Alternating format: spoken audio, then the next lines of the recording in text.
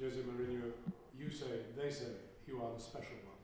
Are you the special one to make a difference to world hunger? I'm one more.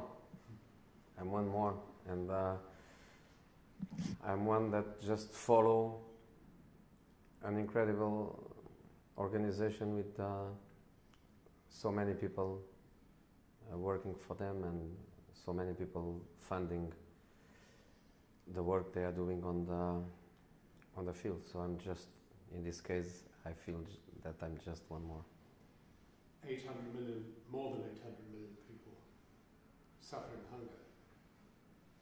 And it's really about inequality between rich and poor.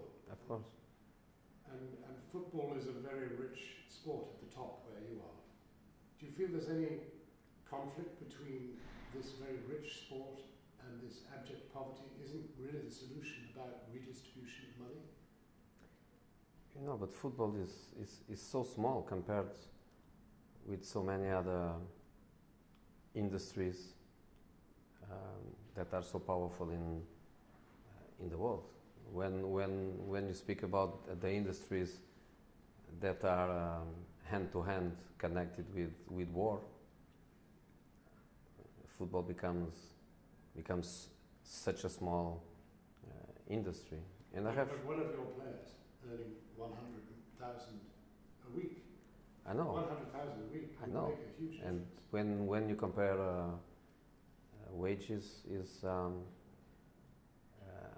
incredible. And you compare the numbers of football is working now and the other numbers of poverty, I agree completely. But I have to also to say that football is an industry that is showing also in many cases a human side.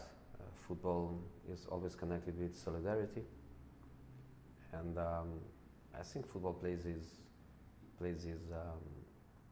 role on that. Do you think you can get other people to come in behind you, other players, other managers, perhaps to make this a real football push to end world hunger? I believe so. But I think in this case, at least for sure, what we can get is attention, because football is always followed by big attention, and when football people is connected with UN organizations like World Food Program, I think is very important, because attention is fundamental. After attention, people open the eyes, in many cases open the heart, in many cases open the pocket and funds such an important cause like this one. Football's also about fans, and many of the fans probably never think about world hunger.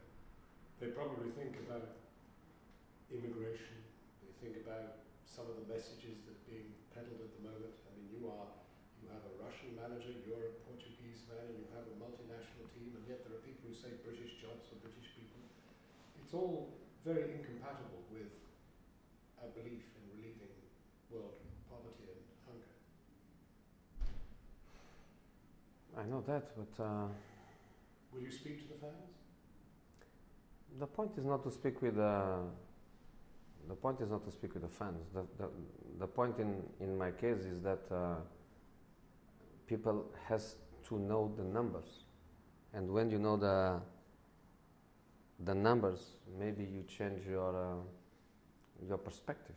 And I think this is a question of a perspective too, because normally football is a passion worldwide, even in countries with an incredible percentage of poverty. People loves football, but the top football is played in countries where it looks like we belong to another world, and we forget the other world. And for me, that's the point. That's the perspective. We cannot let, in my case, I cannot let my children not to know the other world. And if we all do that, we don't lose perspective. And when you don't lose perspective, you don't lose the reality and the cruel reality of these numbers related to poverty and hunger. And when we don't lose the perspective, I think we all have more conditions to support. And I don't say bring hunger to zero, like our biggest slogan. You are a fantastic influence, no question. I mean, it is a global, the Premier Division is a global messenger. And I know it is. Some of the messages are sometimes very poor. I mean, the Scudamore business with women and the rest of it. This, and now you are going to do this. So would you like perhaps football to reform itself in many ways? In many ways, yes. In many ways, yes. I'm nobody to analyze Mr. Scudamore individual and personal situation, but I think I'm somebody to say when, for example, I have in the eyes of a referee a bad behavior on the touchline, and I'm punished to pay £50,000. Why do I give £50,000 to the Football Association? Why there aren't a number of institutions, and for example, World Food Programme could be one of them. Why can't we say, I'm punished by bad behavior? Okay, I'm punished for £50,000. Okay, but not to the FA, to this institution. And if every manager, so every player... punished, send the money to World Food Programme.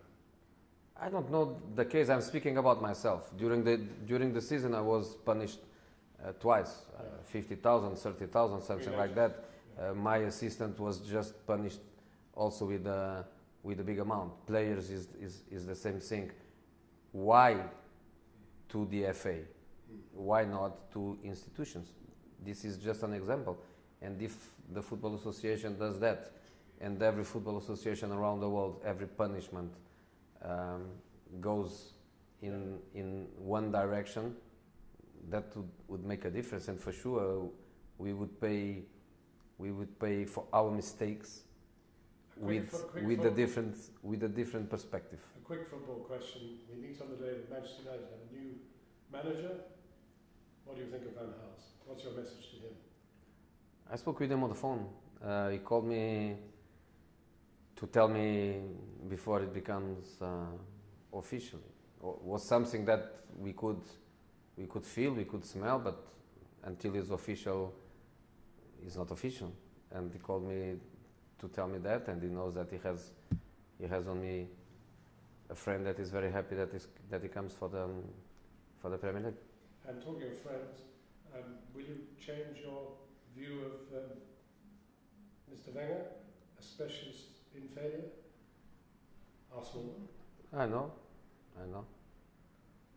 In the last 9 years, Arsenal won an FA Cup. That's a nice moment for them. Finally, when are you off to Africa? I go in June. Somewhere difficult? I'm happy to go. In that case, I will have to leave my wife and my kids back because of school and because she has to stay to support them. But they are happy. Maybe you'll go to a war zone?